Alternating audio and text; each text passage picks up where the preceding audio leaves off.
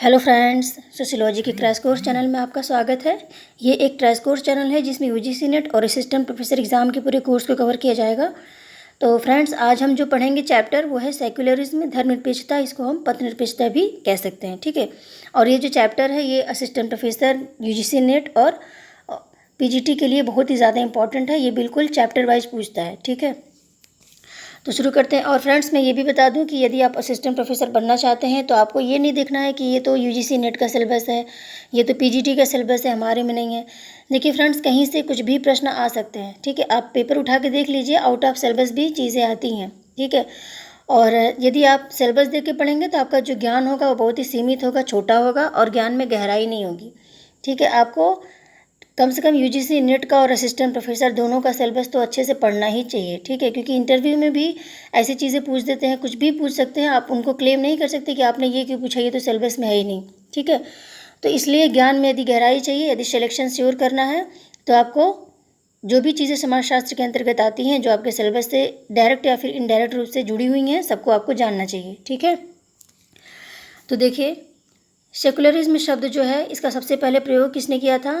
George Jacob हेलियोक ने। ये 1851 यानी 1851 में जॉर्ज जैकोब हेलियोक ने सबसे पहले सेकुलरिज्म शब्द का प्रयोग किया था, ठीक है। तो इसके जन्मदाता कौन है? जॉर्ज जैकोब हेलियोक, ठीक है। और आपको ये नाम बहुत ही अच्छे से याद रखना है और ये एग्ज़ाम्स के लिए भी बहुत ही इंपॉर्टेंट है। फिर देखिए, उनका मानना था कि जो पुनर्जागरण काल है और ज्ञानवर्धन का काल था, इसी का उत्पाद है धर्मनिरपेक्षता, ठीक है। तो फ्रेंड्स, आपने मेरे पहले के लेक्चर्स में देखा होगा कि मैंने बताया था कि जो पहले का समाज था, जो प्रारंभिक समाज था, वो धर्मांध था, ठीक है। यानी धर्मांधता इतनी ज़्यादा थी कि लोग ये नहीं देखते थे कि किसके मानवाधिकार क्या हैं, ठीक है। यदि धर्म कहता था किसी को बेरहमी से मार दो तो उसको मार देते थे, कोई दया भावना नहीं दिखाते थे, ठीक है। धर्म ही प्रधान था। शिक्षा धर्म के आधार पर दी जाती थी, यानी किसको क्या पढ़ाया जाएगा ये धर्म डिसाइड करेगा। जो धर्मशास्त्रों में वर्णित है वही चीज़ें पढ़ाई जाती थी, ठीक है। राजनीतिक यानी कि जो राजा होता था वो भी धर्म के आधार पर ही शासन करता था, ठीक है। तो धर्म के हाथों की सब कठपुतली थे और धर्मांधता इतनी ज़्यादा थी कि नरबली जैसी प्रथाएँ थी, ठीक है। और समाज पूरी तरह से धर्म द्वारा चालित था, ठीक है। तो वो समाज था, वहाँ पे व्यक्ति जो था क्या था, वो उसको जागरण नहीं था, वो ज्ञान नहीं था, चेतना नहीं थी उसके अंदर। लेकिन फिर कुछ लोगों ने विरोध करना शुरू किया और जो बुद्धिजीवी वर्ग हुए उन लोगों ने विरोध शुरू किया कि नहीं, धर्मांध इस तरह से धर्मांध होना सही नहीं है और हमको बुद्धि से, विवेक से, तर्क से काम करना चाहिए, ठीक है। तो वहीं पर धीरे धीरे तर्क की शुरुआत हुई पुनर्जागरण काल में और ज्ञानवर्धन के काल में। और यही क्या हुआ, आधुनिक काल में धीरे धीरे चेंज होता चला गया, ठीक है। तो इसी के समय इन्होंने इसी के संदर्भ में बोला है कि जब व्यक्ति में ज्ञानवर्धन आया, जब व्यक्ति में पुनर्जागरण आया तो उसने क्या किया, तर्क से सोचना शुरू किया, धर्म के विपरीत सोचना शुरू किया। तो ये क्या हो गया, धर्मनिरपेक्षता, ठीक है। यानी किसी व्यक्ति का मूल्यांकन हम इस आधार पर न करें कि वो हिंदू है कि मुस्लिम है कि ईसाई है कि क्या है, ठीक है। उस व्यक्ति को हम केवल व्यक्ति के संदर्भ में देखें। धर्मनिरपेक्षता यही कहती है। और यही बात जॉर्ज जैकोब हेलियोक ने भी कहा था कि जब धर्मांधता समाप्त हुई और लोगों में जागरण आया तो लोगों ने क्या किया, तर्क के आधार पर चीज़ों को देखना, सुनना, समझना शुरू किया, ठीक है। और धर्म में शिथिलता आई, ठीक है। पुनर्जागरण जहाँ व्यक्ति की गरिमा पर बल देता है। तो व्यक्ति की गरिमा का मतलब क्या है, यानी किसी व्यक्ति को हम देखें तो ऐसे न देखें कि वो तो मुस्लिम है, ठीक है, वो तो मांसाहारी होगा, वो हिंदू है, ठीक है, ऐसे न देखें। हम किसी व्यक्ति को उसके गुणों के आधार पर उसको केवल एक व्यक्ति माने और उसकी गरिमा यानी उसकी जो योग्यता है, उसकी जो कैपेसिटी है, उसको हम श्रेष्ठ माने, ठीक है। फिर देखिए, पंथ निरपेक्षता का तात्पर्य किसी धर्म का विरोध करना नहीं होता। यानी आपने किसी मुस्लिम समुदाय के व्यक्ति की आलोचना कर दी या फिर किसी ईसाई समुदाय के व्यक्ति की आलोचना कर दी तो इसका मतलब ये नहीं कि आप पंथ निरपेक्ष हैं, ठीक है। पंथ निरपेक्ष का तात्पर्य है सभी धर्मों को समान महत्व देना, सभी का आदर करना और एक व्यक्ति को व्यक्ति के आधार पर मूल्यांकन करना, ठीक है, उसके धर्म के आधार पर नहीं। और सबसे मोस्ट इम्पॉर्टेंट ये लाइन याद रखिएगा कि पंथ निरपेक्षता का जो तात्पर्य है वो क्या है, अतार्किक पारलौकिकता का प्रतिपक्ष प्रस्तुत करना, ठीक है। एक लाइन में यदि पंथ निरपेक्षता को जानना है तो यदि इंटरव्यू में आपसे पूछा जाता है कि बताइए पंथ निरपेक्षता क्या है, तो आप यही लाइन बोल देंगे कि अतार्किक पारलौकिकता का प्रतिपक्ष प्रस्तुत करना ही पंथ निरपेक्षता है। तो ये बहुत ही अच्छा उत्तर होगा, ठीक है। अब जैसे मान लीजिए कोई व्यक्ति है, उस व्यक्ति को हम मान लीजिए आप ही हैं, ठीक है, आपने नेट JRF क्वालिफाई किया है और आप असिस्टेंट प्रोफेसर बनने ही वाले हैं, ठीक है, आपके अंदर इतनी योग्यता है। लेकिन मान लीजिए आप किसी ऐसे समुदाय से हैं, दूसरा व्यक्ति उस समुदाय का नहीं है, तो उसको आपको धर्म के आधार पर मूल्यांकन करे, अरे ये तो इस धर्म के हैं, इसका मतलब ये ऐसा करते होंगे, ठीक है, उसके आधार पर करे तो आपको अच्छा लगेगा। या फिर वो व्यक्ति आपको कहे कि अच्छा आपने तो असिस्टेंट प्रोफेसर की पूरे एबिलिटी हासिल की हुई है, आपने नेट निकाला है, राष्ट्रीय पात्रता परीक्षा, इस आधार पर वो व्यक्ति आपके महिमा मंडन करता है तो अच्छा लगता है, या फिर धर्म के आधार पर, ठीक है, दोनों में आप मूल्यांकन करेंगे तो आप पाएंगे कि ये जो धर्म के आधार पर, जाति के आधार पर मूल्यांकन होता है, ये व्यक्ति को हीन भावना में डालता है, ठीक है। और व्यक्ति की गरिमा यानी व्यक्ति की जो योग्यता है और वो किस योग्य है, उसने क्या क्या खास बातें हैं, उसके आधार पर जो व्यक्ति को हम देखते हैं, सुनते हैं, समझते हैं, तो क्या होगा, वो व्यक्ति की गरिमा को स्थापित करेगा और ये पंथ निरपेक्ष व्यवहार होगा, ठीक है। और देखिए विल्सन ने पंथ निरपेक्ष राज्य की 3 विशेषताएं बताई हैं और ये बहुत इंपॉर्टेंट है। पहला है उपकरणीय मूल्यों की व्यापकता, ठीक है, यानी तत्कालिक उद्देश्यों की प्राप्ति के संदर्भ में हम देखा जाए, यह उपकरणीय मूल्य चलता है। उपकरणीय का मतलब क्या, तार्किक मूल्य, ठीक है, यानी लक्ष्य और साधन, हमें इन चीज़ों की ज़रूरत है तो हम ऐसा कार्य करेंगे, तो ये उपकरणीय मूल्य यहाँ पर व्यापक होते हैं। कोई रहस्यवाद नहीं होता, कोई अंदर की चीज़ें नहीं होती, जो सामने दिख रहा है वही सब कुछ होता है। तार्किक क्रियाविधि, पंथ निरपेक्ष में क्या होता है, तार्किक क्रियाविधि होती है। तकनीकी विधि यानी इसमें टेक्निक का यूज़ होता है, कोई रहस्यवाद नहीं होता है कि यहाँ धर्म है, एक ईश्वर है जो अदृश्य है, वो ऐसा कर देगा, ये सब नहीं माना जाता, ठीक है। फिर देखिए हार्वे कॉक्स के अनुसार पंथ निरपेक्षता औद्योगिकरण और नगरीकरण का परिणाम है। ये देखिए बहुत इंपॉर्टेंट प्रश्न है, एग्जाम में आ सकता है, असिस्टेंट प्रोफेसर के लिए भी बहुत ज़्यादा इंपॉर्टेंट है, ठीक है, कि किसने पंथ निरपेक्षता को औद्योगिकरण और नगरीकरण का परिणाम माना, कौन है वो, हार्वे कॉक्स, ठीक है। फिर देखिए भारत एक पंथ निरपेक्ष राज्य है, भारतीय संविधान में किसी भी धर्म को राज धर्म के रूप में स्वीकार नहीं किया गया, यानी हमारे देश में क्या है, किसी भी धर्म को ऐसा नहीं माना गया है कि ये जो है इस देश का धर्म है, ऐसा नहीं कहा गया है, ठीक है, सभी धर्मों को समान महत्व दिया गया है। और भारत में इतने धर्म हैं, जनजातियों को लेकर यदि गिनती की जाए तो इतने धर्म तो शायद किसी देश में नहीं होंगे, ठीक है, तो इतने धर्मों के प्रति सहिष्णुता दिखाता है भारत, ठीक है, और किसी भी धर्म को उसने राजधर्म नहीं बनाया है, इसलिए क्या है, भारत एक पंथ निरपेक्ष राज्य है। डॉक्टर भीमराव अम्बेडकर के अनुसार उन्होंने देखिए कथन कहा, ये बहुत ज़्यादा इंपॉर्टेंट है, धर्मनिरपेक्ष राज्य का तात्पर्य यह नहीं है कि हम लोगों की धार्मिक भावनाओं का आदर नहीं करेंगे, बल्कि इसका केवल यही अर्थ है कि राज्य लोगों पर किसी धर्म को नहीं थोपेगा, ठीक है, यानी राज्य क्या है, वो किसी व्यक्ति पर अपने धर्म को नहीं थोपेगा, ठीक है, यही है पंथ निरपेक्षता का तात्पर्य। और ये जो उनकी जो बात थी यही संविधान में भी स्वीकार की गई है, ठीक है, यानी सभी धर्म समान है, किसी धर्म को ऊंचा या नीचा नहीं माना जाएगा। फिर देखिए भारत में धर्मनिरपेक्षता का अर्थ क्या है, ठीक है, भारत में किस संदर्भ में लिया जाता है, पहला है सर्वधर्म समभाव, यानी सभी धर्मों को समान मानना, ठीक है, यानी ऐसा नहीं कि आप यदि हिंदू समुदाय के हैं तो आप ये परीक्षा नहीं दे सकते, आप मुस्लिम समुदाय के हैं तो आप ये नहीं कर सकते, व्यवसाय नहीं कर सकते, ठीक है, ऐसा नहीं है, सभी धर्मों को समान महत्व दिया गया है। कोई भी धर्म का व्यक्ति किसी भी जगह पर जाकर रह सकता है, कोई भी व्यवसाय कर सकता है, ठीक है, यानी सर्वधर्म समभाव, ठीक है, सर्वधर्म समभाव की अवधारणा कहाँ पे है, भारत में है।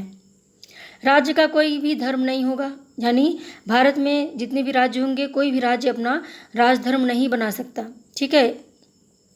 धर्म और राजनीति की पृथकता, यानी धर्म के आधार पर राजनीति नहीं की जाएगी कि हम खड़े हैं चुनाव में खड़े हैं और हम मुस्लिम हैं तो आप मुस्लिम हैं मुझे वोट दीजिए, ठीक है, आप ऐसा नहीं कह सकते, इस पर प्रतिबंध है। या फिर कोई हिंदू है और वो बोलेगा हम तो हिंदू हैं, आप भी हिंदू हैं, हमको वोट कीजिए, ठीक है।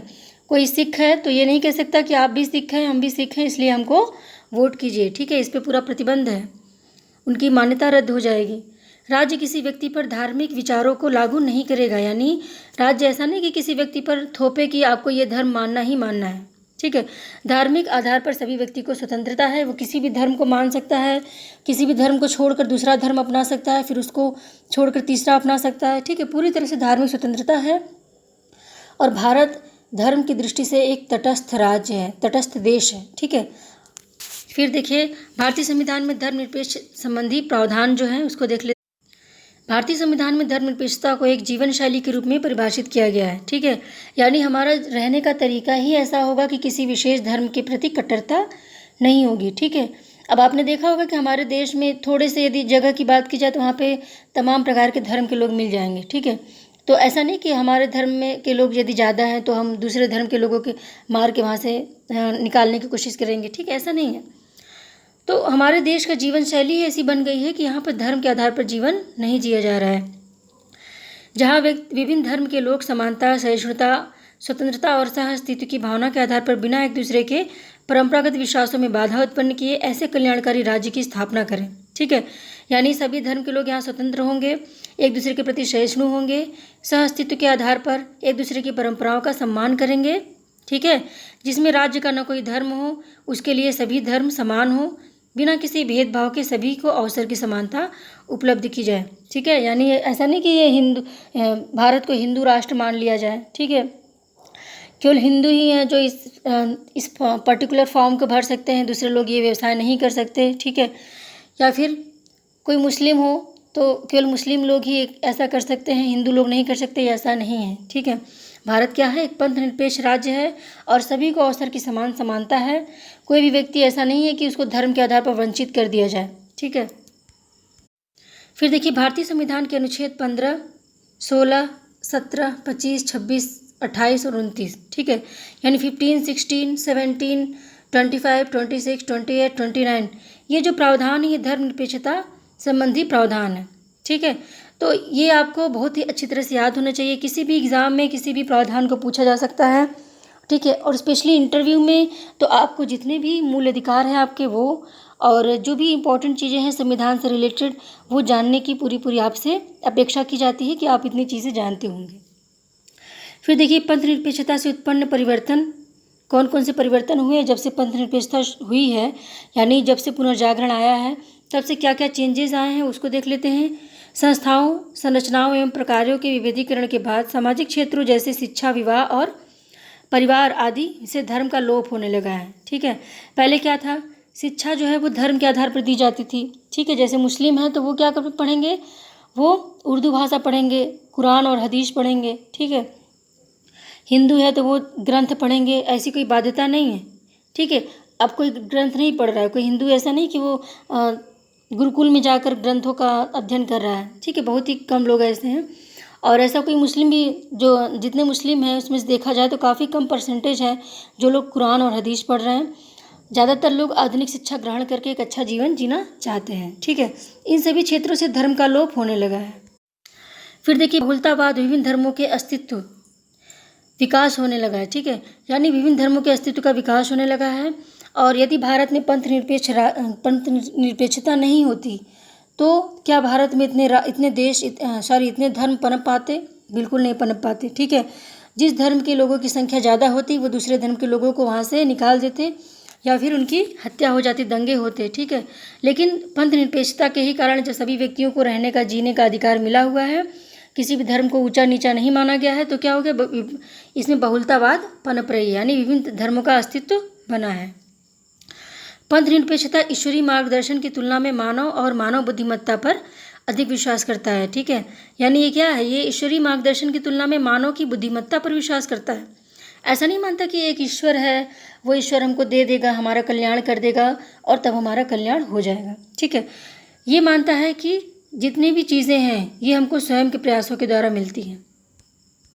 तो पाप से मुक्ति, नरक यातना, अवतार के सिद्धांत, ये सब अविश्वासी है। ये पंथ निरपेक्षता जो है इस सब चीज़ों को नहीं मानता। ठीक है, पंथ निरपेक्षता मानव परिस्थितियों को यथार्थ रूप में समझने का प्रयास करता है, यानी मनुष्य अपने भाग्य का निर्माता स्वयं है। पंथ निरपेक्षता क्या कहता है कि मनुष्य जो है वो अपने भाग्य का निर्माता स्वयं है। ऐसा नहीं कि कोई ईश्वरीय शक्ति आ जाएगी और आपको रातों रात करोड़पति बना देगी। ठीक है, परिश्रम करके हमको धीरे धीरे चीज़ों को ग्रहण करना होता है, फिर धीरे धीरे विकास होता है। फिर देखिए कि विद्वान है मार्क गैलेंटर, इनका कहना है कि भारत में विशिष्ट बिंदु यह है कि धर्म को केवल राजनीति से ही दूर न किया जाए बल्कि सामाजिक संबंधों के समग्र रूप से धर्म को दूर किया जाए। यानी केवल राजनीति से ही धर्म को दूर करने की ज़रूरत नहीं है, बल्कि हमको धर्म को सभी प्रकार के जितने भी हमारे आयाम हैं जीवन के, चाहे पारिवारिक हो, सामाजिक हो, बौद्धिक हो, शैक्षिक हो, आर्थिक हो, सभी जगहों से हमको धर्म को दूर किया जाना चाहिए। ठीक है। पूंजीवादी व्यवस्था में धर्म का अस्तित्व क्यों? तो ये एक प्रश्न ये बनता है कि यदि मान लीजिए तर्क के आधार पर जीवन जीना है तो तर्क के आधार पर जो समाज चल रहा है उसमें धर्म का अस्तित्व क्यों है? ठीक है। तो उसके कुछ तर्क हैं। पूंजीवादी व्यवस्था में राष्ट्र राज्य दो भिन्न राष्ट्रों में विभाजित हो चुका है। ठीक है। यानी एक देश जो है दो भागों में विभाजित होता है पूंजीवादी व्यवस्था में।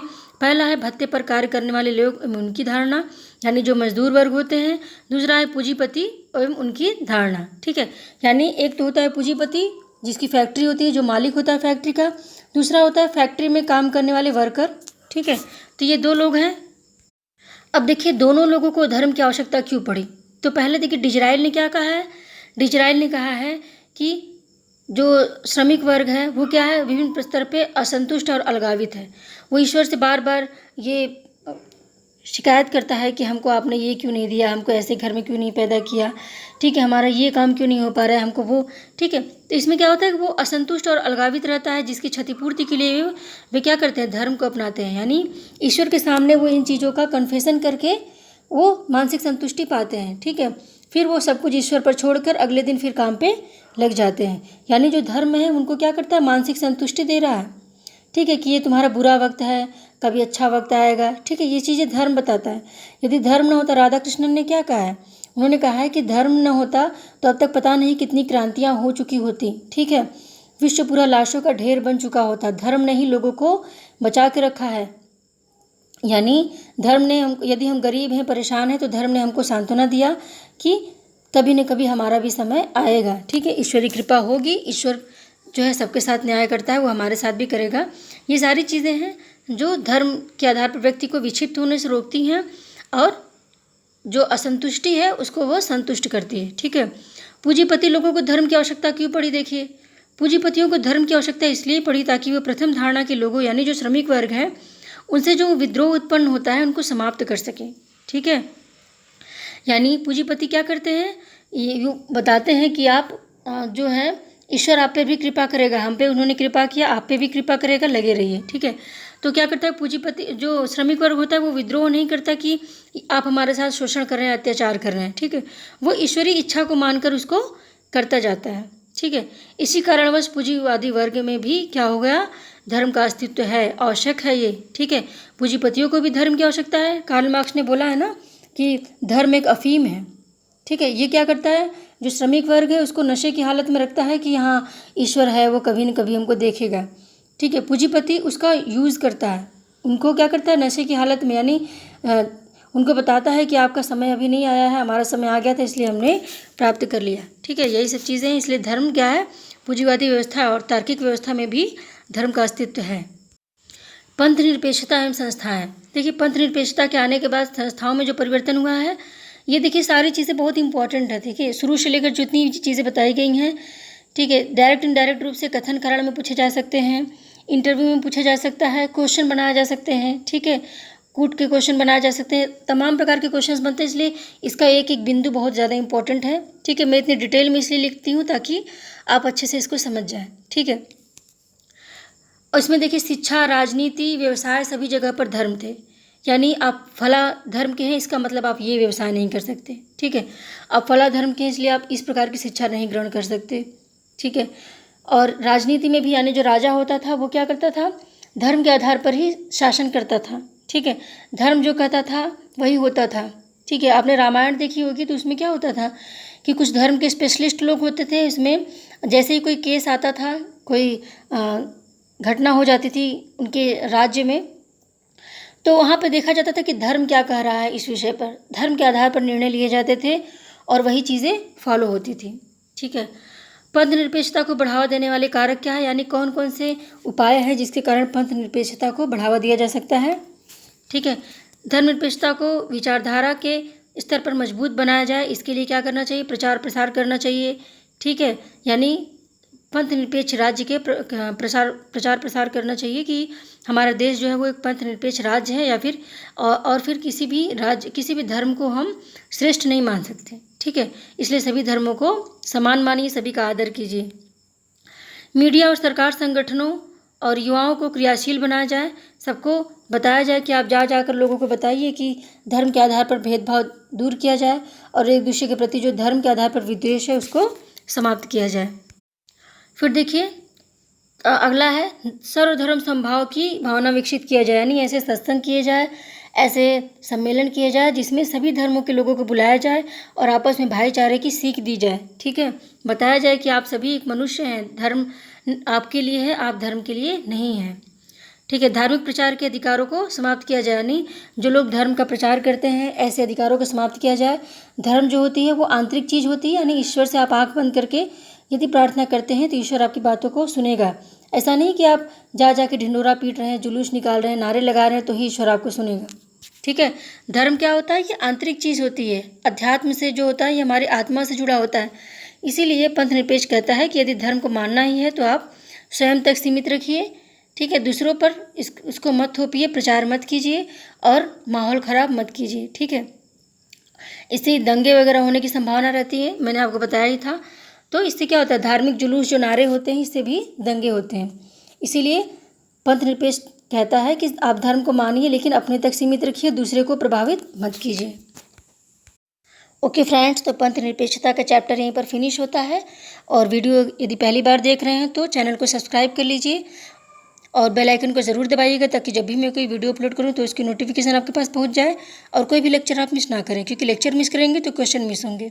ठीक है, और यदि सब्सक्राइब कर लिया है तो आपका बहुत बहुत धन्यवाद। ओके, तो मिलते हैं फिर अगले वीडियो में, तब तक के लिए बाय।